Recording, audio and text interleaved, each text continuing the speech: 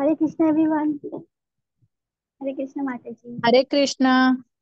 हरे कृष्णा दीदी, हरे दंडवत कृष्ण। प्रणाम। हरे कृष्णा हरे माता जी। कृष्णा माता जी, दंडवत हरे प्रणाम। कृष्ण दंडवत दंडवत प्रणाम। दंडवत प्रणाम। प्रणाम। विश्व रूप दंडवत प्रणाम। हरे दंडवत कृष्ण। प्रणाम। हरे कृष्ण। दंडवत प्रणाम।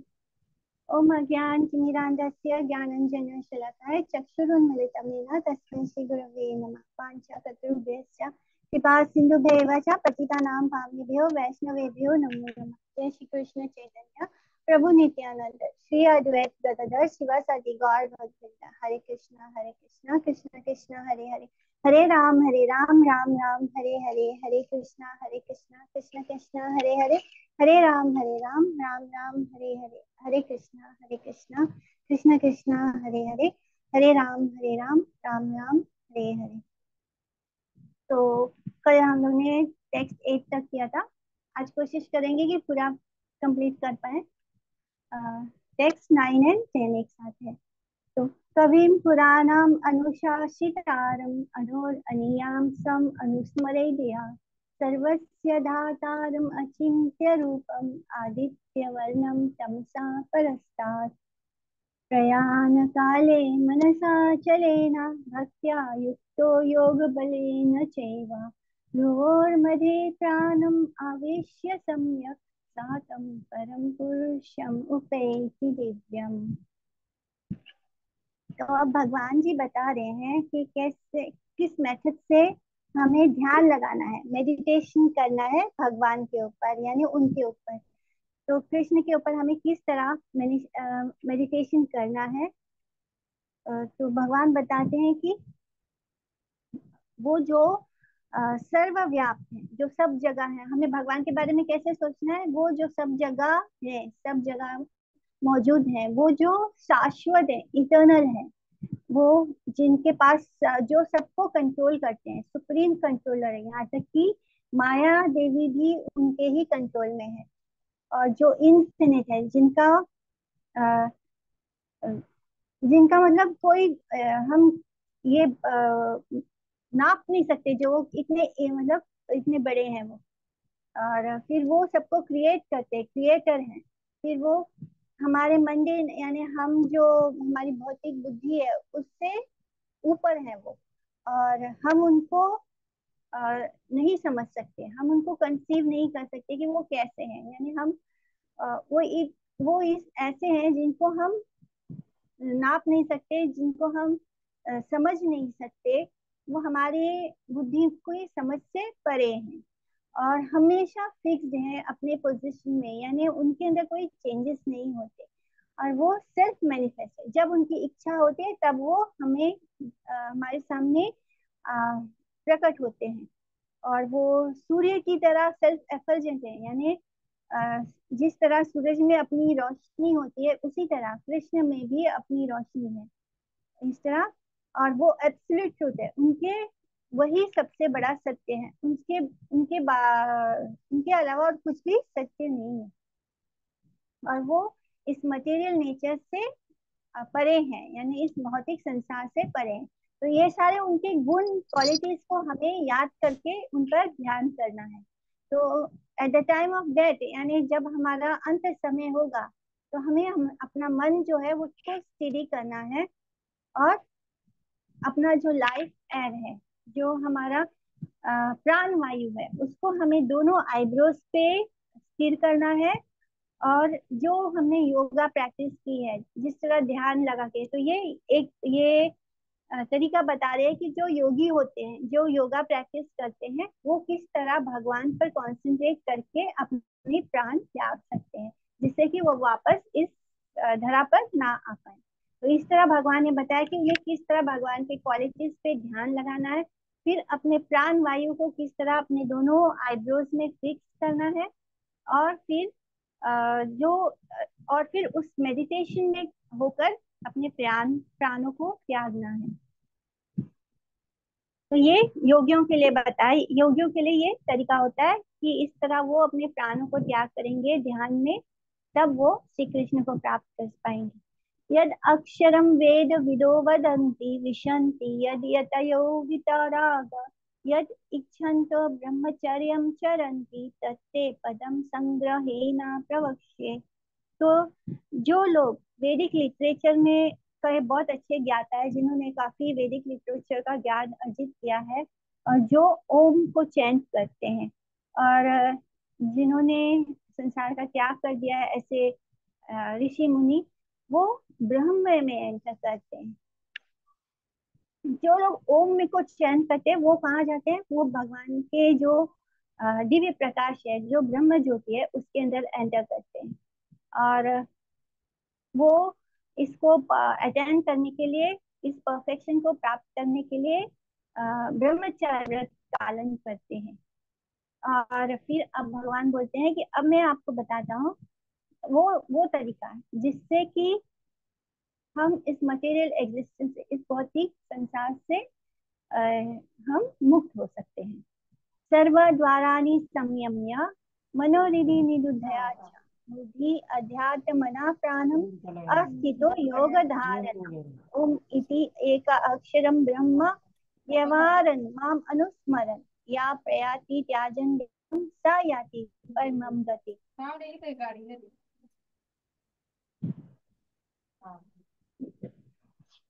तो हमें क्या करना है? हमें सब एकांत में वास, अगर किसी का अनम्यूट है तो म्यूट कर लीजिए। तो हमें अपने आप को अकेला अकेला रखना है। सारे तरह के इंद्रियों के जो सुख है, जिसमें हमारी इंद्रियां भागती हैं, वहां से अपने आप को दूर करना है। तो उसको इंद्रियों को कंट्रोल करने के लिए क्या करना है? हमें एकांत में रहना है, अपने मन को हृदय में फिक्स करना है। तो जो हमारे शास्त्र हैं वो हमें बताते हैं कि जो हमारा मन है उसका स्थान हमारे ब्रेन में नहीं है, उसका स्थान, हम हमेशा मन मन बोलते हैं तो हम अपने सर को हाथ लगाते हैं, लेकिन एक्चुअली में मन का वास कहाँ है? मन का वास भी हमारे हृदय में होता है। इट इज ऑल्सो मतलब वो भी हमारे हृदय के पास है। तो हमें क्या करना है? हमें अपने मन को अपने हृदय में स्थित करना है, जिससे कि हमारा ध्यान भगवान पर हो, इस संसार के भौतिक वस्तुओं पर ना हो।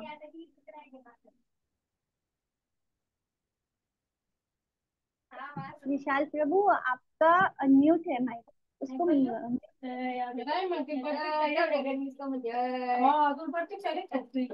हरे कृष्णा।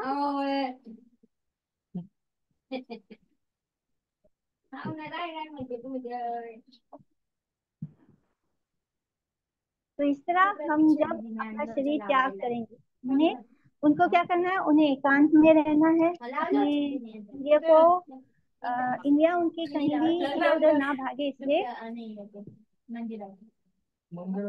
हरे कृष्णा विशाल प्रभु, आप प्लीज अपना माइक म्यूट कर लीजिए। हरे कृष्णा।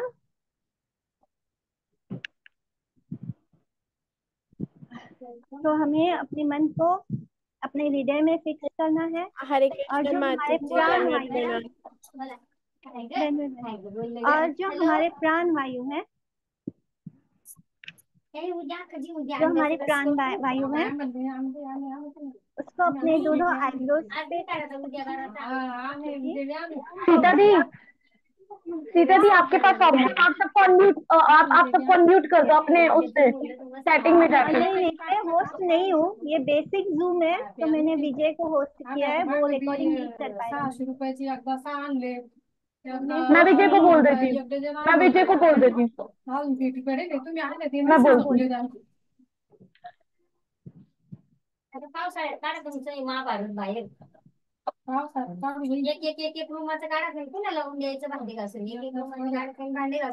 तो इस तरह जब कोई अपने शरीर का, देह का त्याग करता है, तो वो सुप्रीम डेस्टिनेशन यानी भगवान के पास धाम को जाता है। तो ये उनके लिए है जो ध्यान, जो मेडिटेशन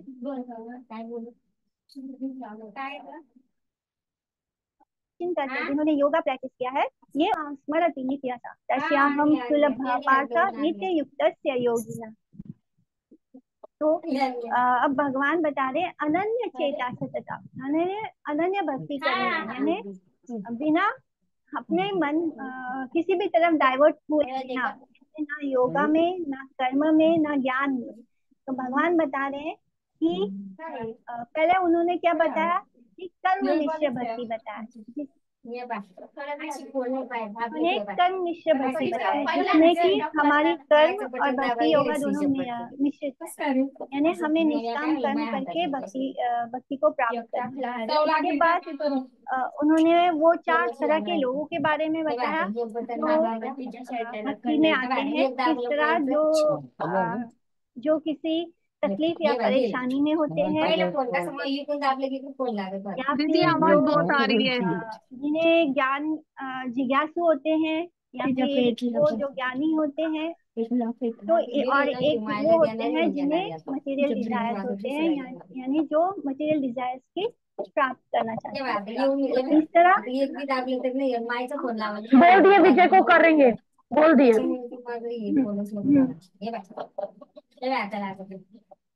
बहुत ज्यादा डिस्टर्बेंस हो रहा है, मुझे भी डिस्टर्ब हो रहा है, मैं भी नहीं बोल पा रही हूँ इस तरह। विजय को बोल दिए दीदी, विजय भैया को बोल दिया, कर रहे हो।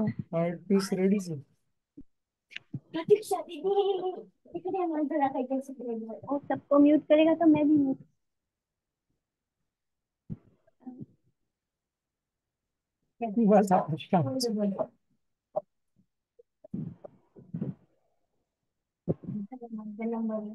मावशी एक हाँ,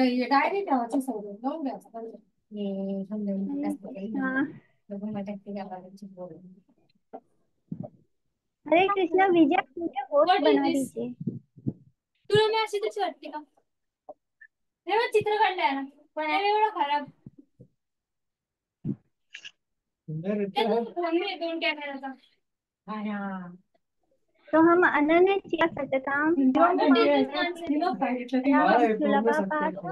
युक्त योगी, यानी 4 तरह के लोग हैं जो भगवान की शरण लेते हैं। और फिर भगवान ने बताया कि कैसे वो मैं कॉल कर, सीता दीदी 1 मिनट रुको, मैं कॉल करती हूँ दोनों को, आप रुको 2 मिनट, सिर्फ 2 मिनट रुको, मैं दोनों को कॉल करूँ। मला सांगा एवढी सुंदर दिसते का मी? मम्मा तू जाऊ दे, कुठे गेली तिला घेऊन गेली का तू? अरे मैत्रिणी हरे कृष्णा विशाल गडेतिया।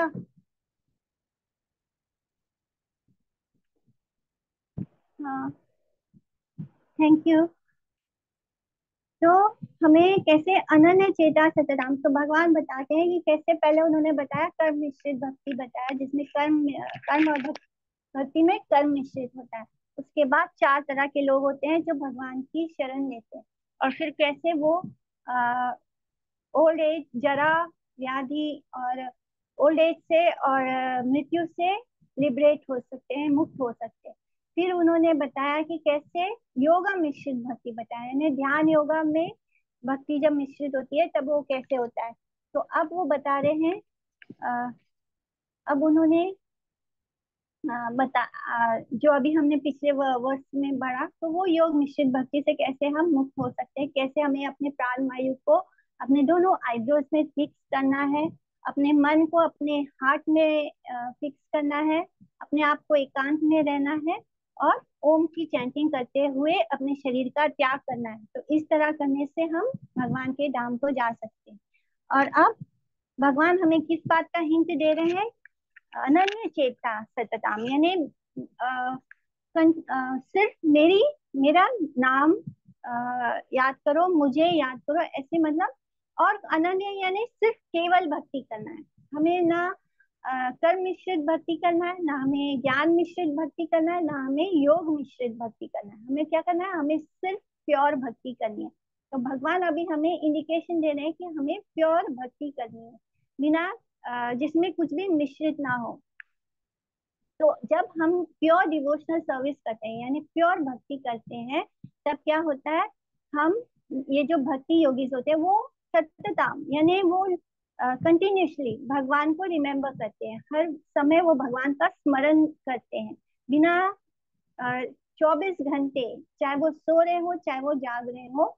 ऐसे भक्ति योगी सततम यानी कंटिन्यूसली हर समय वो भगवान को याद करते हैं, उनका स्मरण करते हैं, और फिर ऐसे लोगों को वो इजीली अवेलेबल हो जाते हैं। लेकिन जो कर्म मिश्रित भक्ति होती है, जो ज्ञान मिश्रित भक्ति होती है, जो योग मिश्रित भक्ति होती है, इनका जो यहाँ इसको जो हम प्रैक्टिस करते हैं तो इसमें हमें भगवान के बारे में, भगवान तक पहुंचना थोड़ा कठिन होता है, ये सफर कठिन होता है। लेकिन जो प्योर भक्ति होती है जिसमें कर्म ज्ञान योग नहीं होता है, वो भक्ति से भगवान को बहुत ही आसानी से पाया जा सकता है। माम उपेत्य पुनर्जन्म दुःखालयम् अशाश्वतम नाप्नुवन्ति महात्मना संसिद्धिं परमं गता।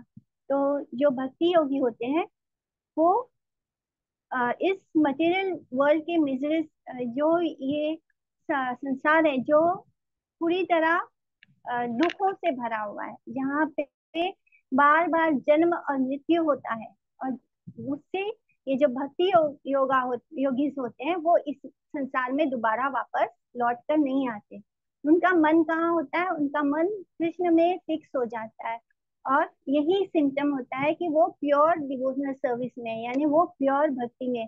क्योंकि जिस स्थिति को पाने के लिए हमें निष्काम कर्म योग करना पड़ता है, जिस स्थिति को पाने के लिए हमें ज्ञान योगा करना पड़ता है, और जिस स्थिति को अटेंड करने के लिए हमें ध्यान मेडिटेशन करना पड़ता है, वो स्थिति हम भक्ति योगा से बहुत आसानी से प्राप्त कर सकते हैं।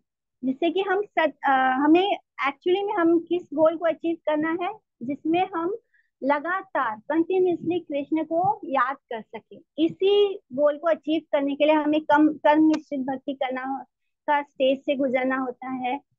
मैंने जो लोग अलग अलग जिनके अंदर डिजायर्स है, उनको निष्काम कर्म योग के थ्रू आगे बढ़ना है।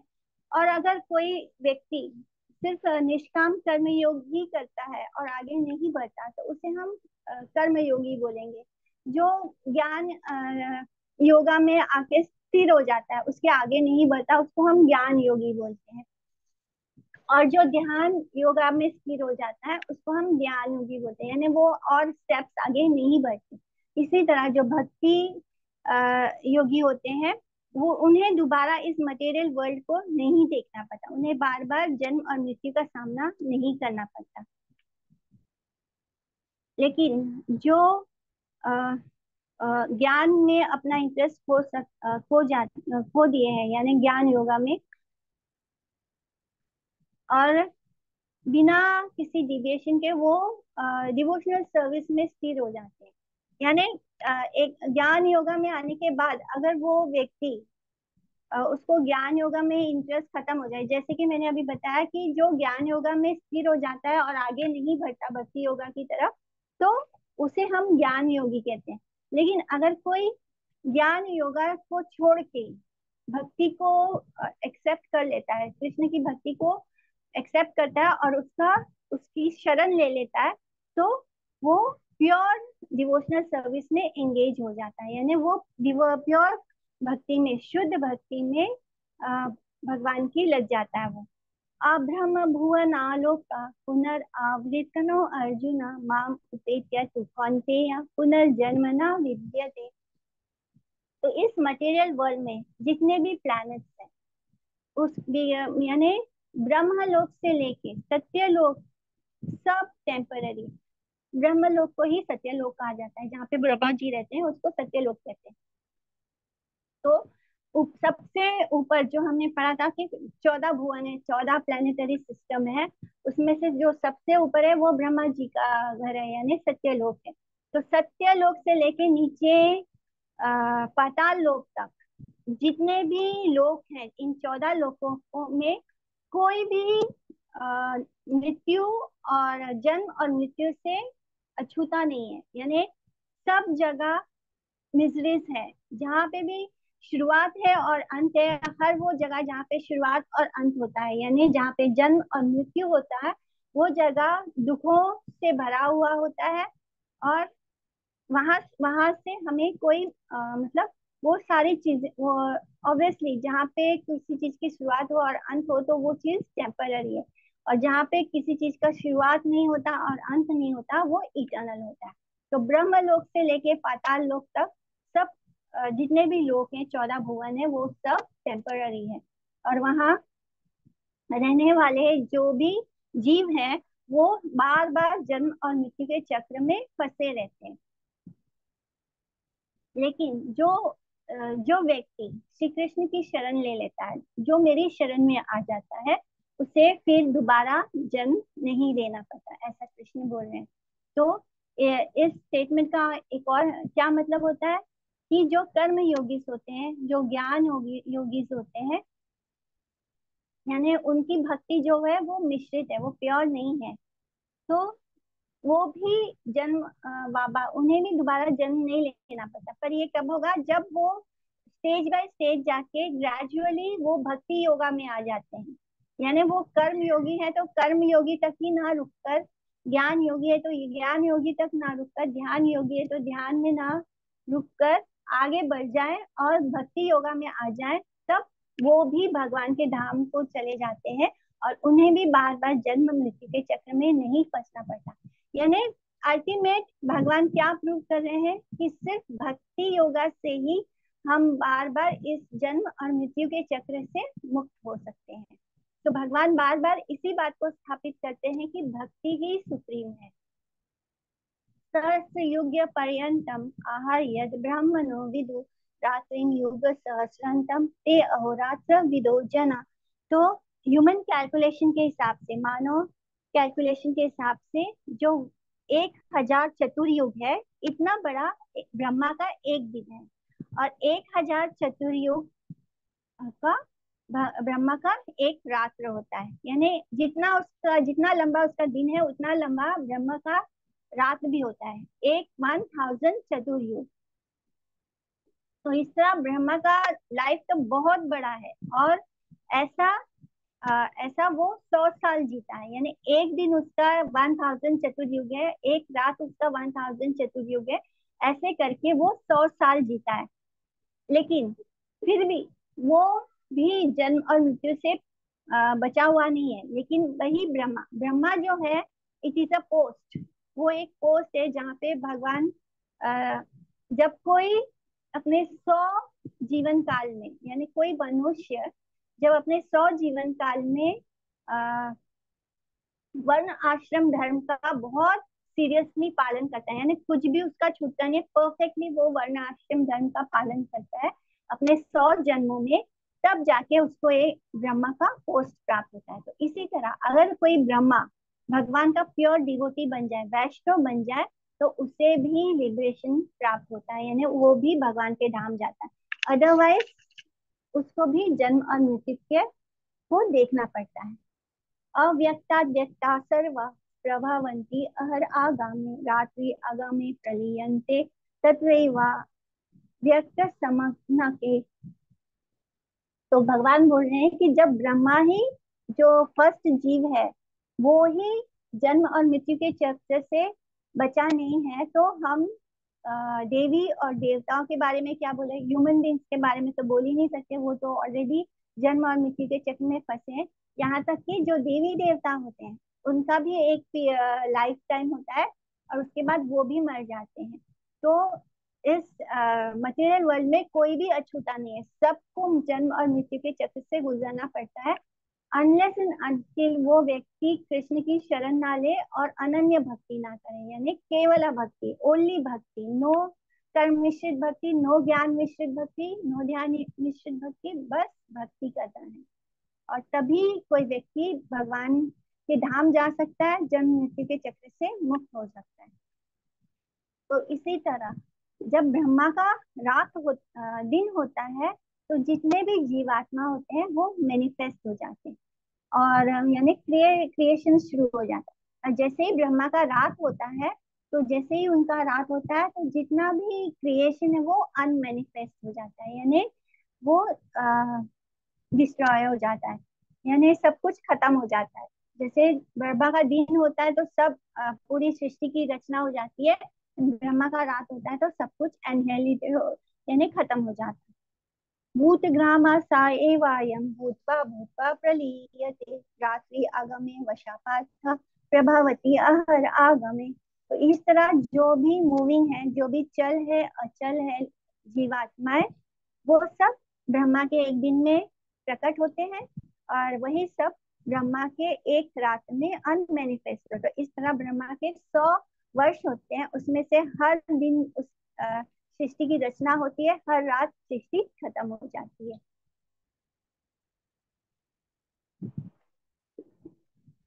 परस्तस्मात्तु भावो अन्यो व्यक्तो व्यक्तात् सनातना यासा सर्वेषु भूतेषु नाश्यस्तु न विनश्यति। तो इस तरह भगवान बोल रहे हैं कि जिस तरह ये संसार में मटेरियल वर्ल्ड में एक प्रकृति है जो बार बार मैनिफेस्ट होती है और बार बार खत्म होती है, लेकिन इसके परे एक और प्रकृति है जो इटर्नल है, यानी जिसका ना तो जन्म है, जो ना मैनिफेस्ट होती है ना अनमैनिफेस्ट है, यानी वो सदा ही रहती है, इटर्नल है, शाश्वत है। तो वो नेचर है सुप्रीम और इटर्नल, सो दैट जब वो जो स्थान है वो सुप्रीम है, वो इटर्नल है। जबकि अगर इस पूरे संसार अगर एनिहिलेट हो जाए, यानी परमानेंटली खत्म भी हो जाए, तो वो जो भगवान का जो धाम है वो हमेशा रहता है। वो इस मटेरियल वर्ल्ड की तरह बार बार मैनिफेस्ट और अनमैनिफेस्ट नहीं होता, बार बार प्रकट और अप्रकट नहीं होता। यहाँ इनफैक्ट ये तो टेम्पररी अप्रकट हो रहा है ब्रह्मा के 100 दिन के कारण, लेकिन जब ब्रह्मा का 100 दिन भी खत्म हो जाता है तो सब कुछ दोबारा प्रलय हो जाता है। तो जब यहाँ पे प्रलय हो तब भी वो धाम जो है, वो जगह जो है, वो हमेशा इटर्नल रहता है, क्योंकि वहां पर क्योंकि वो भगवान का धाम है। तो भगवान बता रहे हैं कि एक ऐसा जगह भी है जो कभी खत्म नहीं होता, जो इस संसार में प्रलय होने के बाद भी वो हमेशा बना रहता है। अव्यक्तो अक्षर इति युक्ता तम अहो परमं गति यम प्राप्य न निवर्तन्ते तद धाम परमं मम।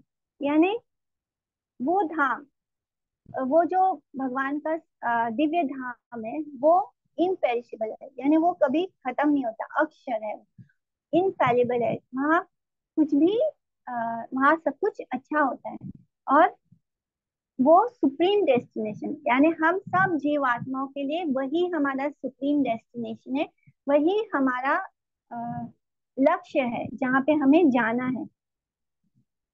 और वो जो उनका इटर्नल अबोर्ड है, जो सुप्रीम अबोर्ड है, जहाँ जो हमेशा शाश्वत है, जो कभी खत्म नहीं होता, वो वहां जाने के बाद कोई भी दोबारा इस संसार में लौटकर नहीं आता। एक बार जो उस धाम को चला जाए कृष्ण के, वो उसको दोबारा इस मटेरियल वर्ल्ड में नहीं लौटना पड़ता। पुरुषा सा परा पार्था भक्त्या लाभ्यस्व अनन्यया यस्यांता स्थानी भूतानि येन सर्वम इदम ततम। यानी कि हे पार्थ, वो जो हे पार्थ, जो सुप्रीम लॉर्ड है, यानी जो भगवान है, वो हमेशा अपने उस शाश्वत धाम में वास करते हैं, वो हमेशा वहां रहते हैं, यानी वो उसको छोड़कर कभी नहीं जाते। लेकिन वो शाश्वत धाम कैसे हमें प्राप्त होगा? अनन्य भक्ति करने से, यानी केवल भक्ति करने से, शुद्ध भक्ति करने से ही वो शाश्वत धाम हमें प्राप्त होगा। ये जितने भी मटेरियल मैनिफेस्टेशन है, यानी वो सब कुछ उनमें ही स्थित है, यानी भगवान में ही स्थित है। जितना भी सब कुछ हम इस भौतिक संसार है, वो सब कुछ कहाँ स्थित है? भगवान में ही स्थित है। और वो जो है वो सब जगह मौजूद है एज सुपर सोल, एज परमात्मा। परमात्मा जो है भगवान कृष्ण के स्व अंश है, यानी प्लेनरी एक्सपेंशन है, उनके स्वतः का ही एक अंश है सुपर सोल के रूप में। और सुपर सोल के रूप में वो सब जगह प्रवेश करते हैं, यानी वो सब जगह मौजूद है और सब कुछ उनके अंदर मौजूद है। यत्र काले त्वा अनावृत्तिम आवृत्तिम चैव योगिना प्रयाता यान्ति तं कालम वक्ष्यामि भरत ऋषभ। कि मेरे जो शुद्ध भक्त हैं वो मेरी शरण लेते हैं, और बिना किसी डिफिकल्टी के, बिना किसी परेशानी के वो भगवान की सिर्फ शुद्ध भक्ति करके उनको प्राप्त कर सकते हैं। जिनके अंदर कर्म की कोई इच्छा नहीं है, जिनके अंदर ज्ञान की कोई इच्छा नहीं है, सिर्फ वो भक्ति करते हैं और इसलिए वो बिना किसी परेशानी के भगवान के उस धाम को अटेंड कर लेते हैं, क्योंकि वो किसकी शरण लेते हैं, वो भगवान की, यानी मेरी शरण लेते हैं, ऐसे बोलते हैं कृष्ण। और अब वो बता रहे हैं कि अब तुम सुनो कि किस समय अपना देह त्याग करने से कोई व्यक्ति दोबारा इस संसार में नहीं आता है। अग्निर्ज्योतिर अह शुक्ला सन्माशा उत्तरायणम तत्र प्रयाता गच्छन्ति ब्रह्म ब्रह्म विदो जना। तो जो ब्राह्मण को जानते हैं वो सुप्रीम डेस्टिनेशन यानी भगवान के उस धाम को कैसे अटेंड करते हैं जब वो इस शरीर को छोड़ते हैं। तो जब वो अपना देह को अग्नि अग्नि देवता के प्रेजेंट यानी जिस समय अग्नि देवता का समय होगा, जब शुक्ल होगा यानी जो मून है वो वैक्सिंग पीरियड में होगा यानी शुक्ल पक्ष होगा, और कोई और एक शुभ दिन होगा, और जब सूर्य जो है वो उत्तर की दिशा में ट्रेवल करेगा। यहाँ पे अग्नि ज्योति अह शुक्ल और उत्तरायण, इसका मतलब है कि ये सारे उस समय के डेटीज होंगे, यानी ये उस समय मौजूद होंगे। तब वो योगी अपने ध्यान में जब अपना शरीर त्यागेगा तब वो ब्राह्मण को अचीव करने के लिए एलिजिबल हो जाएगा और दोबारा जन्म नहीं लेगा। ब्राह्मण यानी ब्रह्म को अचीव कर लेगा, भगवान के धाम को चला जाएगा जब वो इस पीरियड में अपना देह त्याग करेगा। कब? जब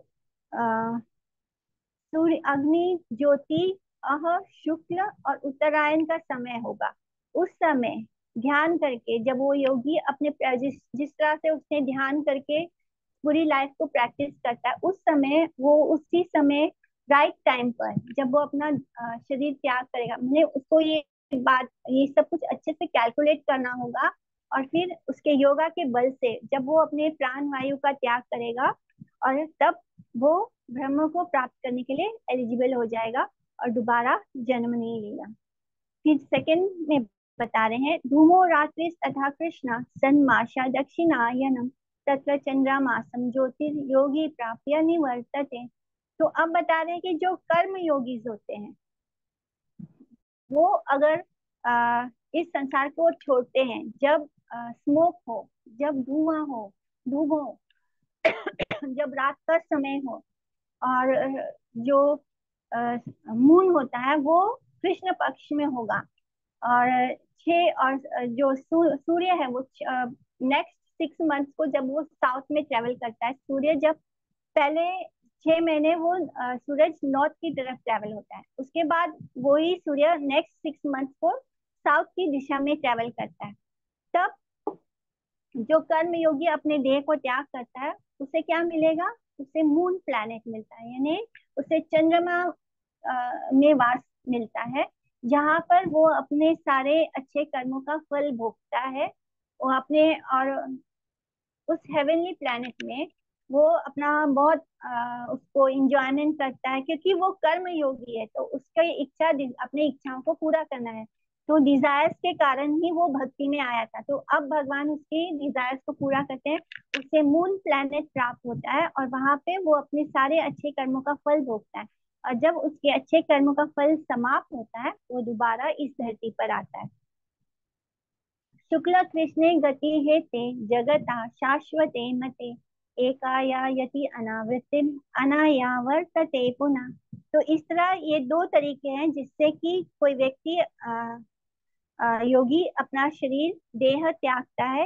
एक होता है शुक्ल पक्ष यानी देश रोशनी के समय डे टाइम में, दूसरा होता है कृष्ण पक्ष यानी कि अंधेरे में। तो जो दिन के समय जाता है वो दोबारा इस संसार में नहीं आता, लेकिन जो रात के समय अपना देह त्यागता है वो दोबारा आता है। नैते श्रुति पार्थ जानम योगी मुह्यति कश्चन तस्मात् सर्वेषु कार्येषु योग युक्तो भव अर्जुन। तो इन दोनों पार्ट के डिफरेंस जानने के बावजूद जो शुद्ध भक्त होते हैं वो सिर्फ भक्ति करते हैं, यानी वो डिवोशनल सर्विस की भगवान की शरण लेते हैं और सिर्फ भक्ति करते हैं। और क्योंकि भक्ति जो है वो 3 गुणों से के ऊपर है, यानी वो निर्गुण है, भक्ति निर्गुण होती है। और जो व्यक्ति निर्गुण भक्ति प्रैक्टिस करता है वो भी निर्गुण हो जाता है, यानी उस पर भी 3 गुणों का कोई असर नहीं होता। और इसलिए अ, भगवान अर्जुन को बोल रहे हैं कि तुम हमेशा डिवोशनल सर्विस में रहना, यानी अल्टीमेटली भगवान यही बोल रहे हैं कि हमें शुद्ध भक्ति करनी है, क्योंकि जो शुद्ध भक्त होता है वेदेषु यज्ञेषु तपस्सु चैव दानेषु यत् पुण्य फलम प्रदिष्टम अत्येति तत्सर्वम इदम विदित्वा योगी परम स्थानम उपेति चार्थ। यानी अगर तुम इस शुद्ध भक्ति योगा को प्रैक्टिस करोगे तो तुम्हें कभी भी, तुम्हारे साथ कभी भी कुछ अशुभ नहीं होगा। सिर्फ भक्ति करने से, भक्ति योगा करने से क्या होगा, तुम्हें वेदों को पढ़ने का जो रिजल्ट प्राप्त होता है, जो फल वेद पढ़ने से प्राप्त होता है, जो फल त्याग करने से प्राप्त होता है, जो फल यज्ञ करने से प्राप्त होता है, जो फल तप करने से प्राप्त होता है, जो फल दान पुण्य करने से प्राप्त होता है, जो फल कर्म और ज्ञान योग प्राप्त करने से होता है, वो सब कुछ हमें सिर्फ किससे प्राप्त हो जाएगा, सिर्फ भक्ति से प्राप्त होगा। एंड अल्टीमेटली जब देह त्यागेंगे तो हमें क्या मिलेगा, हमें कृष्ण का धाम मिलेगा। तो यहाँ पे भगवान बता रहे हैं कि जब हम कर्म योगी बन के अपना देह त्यागते हैं तो भी हमें वापस धरती पे आना होता है। जब तक कि हम धीरे धीरे